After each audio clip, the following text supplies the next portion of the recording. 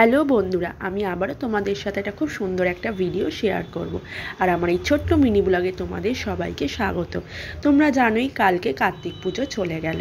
তা আমাদের বাড়িতেও সুন্দরভাবে কার্তিক ঠাকুরের পুজো আয়োজন করা হয়েছিল। দেখতেই পাচ্ছ কার্তিক ঠাকুরকে আমি সুন্দরভাবে মালাটা পরিয়ে দিচ্ছি, কিন্তু মালাটা একটু ভালো করে পরানো হবে কারণ এই মালাটা বড় হয়ে গেছে। আর বাইরের দরজাটাও আমরা খুব সুন্দরভাবে একটা সুন্দর মালা দিয়ে সাজিয়ে দিচ্ছি, কারণ এই কার্তিক ঠাকুরগুলো আমাদের আগের বছর ফেলা হয়েছিল, মানে আমার হাজব্যান্ডের বয়রা ফেলেছিল, সেটা সেরকমভাবে করা হয়নি। তাই এবছর ভাবলাম চলো আমরা এই কার্তিক পুজোটা পালন করি। আর দেখতেই পাচ্ছ এখানে সুন্দর করে আলপনা দেওয়া হচ্ছে, এর ওপরেই কার্তিক ঠাকুরকে বসানো হয়েছিল। আর এই আলপনাটা আমার যা এঁকেছিল ও খুব সুন্দর আলপনা আঁকে।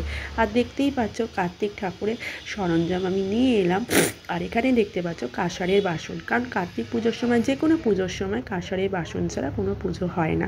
তাই বাসনগুলোকে ভালো করে ধুয়ে মুছে নিলাম। আর এই দেখতেই পাচ্ছ কার্তিক ঠাকুরের সরঞ্জাম এখানে রাখা হয়েছে। পুরোহিত মশাই আসার আগেই আমরা সমস্ত রকমের সরঞ্জামগুলো দিয়ে সাজিয়ে নেব। আর ফল তো লাগেই পুজোতে ফল ছাড়া তো হয় না। আর কার্তিক পুজোর সময় জানোই ছোটোখাটো বাচ্চাদের জিনিসপত্র দিতেই হয়, টেডি বিয়ার, ফল, মিষ্টি, তারপর হচ্ছে চিপস, চকলেট, সমস্ত রকম কিছু দেওয়া হয়েছে। দেখে নিতেই পারছো সুন্দর করে সাজানো হয়েছে। আর পুরোহিত মশাইও চলে এসছে পুজো করতে। তা বন্ধুরা, তোমাদের কেমন লাগলো এই ভিডিওটা অবশ্যই জানিও। টাটা বন্ধুরা।